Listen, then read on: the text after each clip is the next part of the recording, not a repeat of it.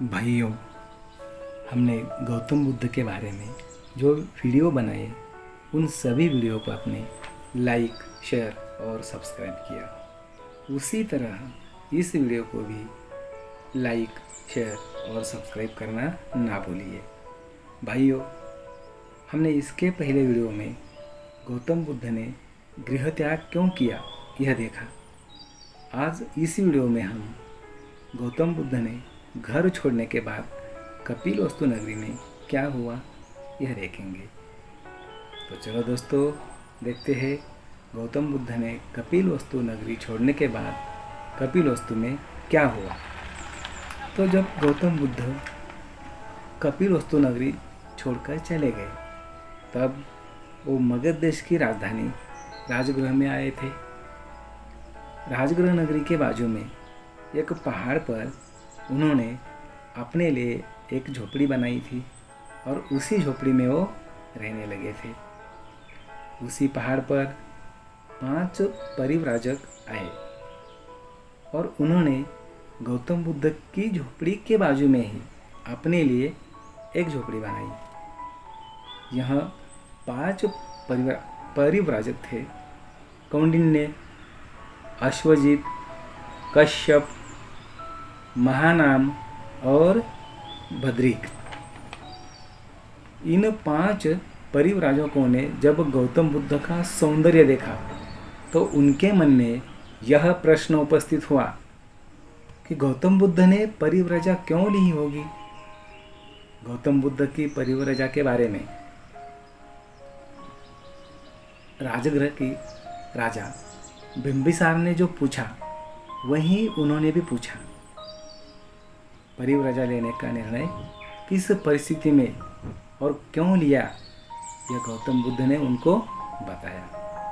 तब वह 5 परिव्राजक कहने लगे कि हमने यह तो सुना है कि आपने परिव्रजा क्यों ली, लेकिन आप कपिलवस्तु छोड़कर आने के बाद क्या हुआ, इस बात का आपको पता है क्या?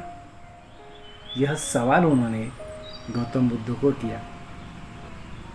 तब गौतम बुद्ध ने जवाब में कहा कि घर छोड़ने के बाद क्या हुआ इस बात का हमें कुछ भी पता नहीं। तब वो 5 परिव्राजक गौतम बुद्ध को कहने लगे कि अपने कपिलवस्तु छोड़ने के बाद कोलियों से युद्ध करने के निर्णय के विरुद्ध शाक्यों ने बहुत बड़ा आंदोलन किया। शाक्यों के सभी स्त्री, पुरुष, लड़के, लड़कियां सभी ने निदर्शन किया और नारे लगाए कि कोलीय हमारे भाई है और भाई के साथ लड़ना गलत है।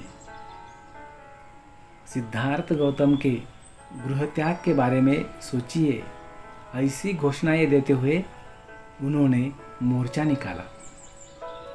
सभी शाक्यों ने युद्ध के विरुद्ध आंदोलन किया। इसका परिणाम यह हुआ कि शाक्य संघ को युद्ध का निर्णय बदलना पड़ा और कोलियों से समझौता करने का निर्णय लिया गया। कुछ शाक्यों के और कुछ कोलियों के सदस्यों का एक पंचायत मंडल बनाया गया और रोहिणी नदी के पानी का प्रश्न सुलझाने का अधिकार इस पंचायत मंडल को दिया गया। शाक्यों और कोलियों का युद्ध टल गया और उनके संबंध मैत्रीपूर्ण हुए। इस बात से गौतम बुद्ध बहुत आनंदित हुए। गौतम बुद्ध यह सोचने लगे कि कोलीय और शाक्यों के संबंध मैत्रीपूर्ण हुए हैं, युद्ध टल गया है। मैंने जिस प्रश्न के लिए घर छोड़ा वह प्रश्न सुलझा गया है क्या? बस इस संसार में कोलीय और शाक्यों का युद्ध यही एक प्रश्न है। तब उन्होंने बहुत सोचने के बाद उनको लगा कि प्रश्न तो वैसा ही है।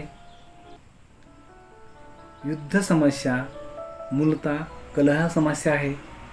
यह कलह राजा और राष्ट्र, कुटुंब और कुटुंब प्रमुख, माता, और पुत्र, पिता और पुत्र, भाई और बहन, इन सभी में संघर्ष है। यह संघर्ष ही संसार के दुख की जड़ है। इस संघर्ष का उत्तर खोजने के लिए और संसार के सभी प्राणी मात्राओं के जीवन में खुशियाँ लाने के लिए गौतम बुद्ध ने परिव्राजक रहने का निश्चय किया और सभी संसार को शांति का संदेश दिया। तो दोस्तों, आपने इस वीडियो को देखा, इसलिए आपको मैं धन्यवाद देता हूँ। प्लीज़ लाइक, शेयर और सब्सक्राइब करना ना भूलिए और गौतम बुद्ध के जीवन काल के बारे में मेरे और वीडियो आएंगे, उन सभी वीडियो को ज़रूर देखिए। धन्यवाद दोस्तों।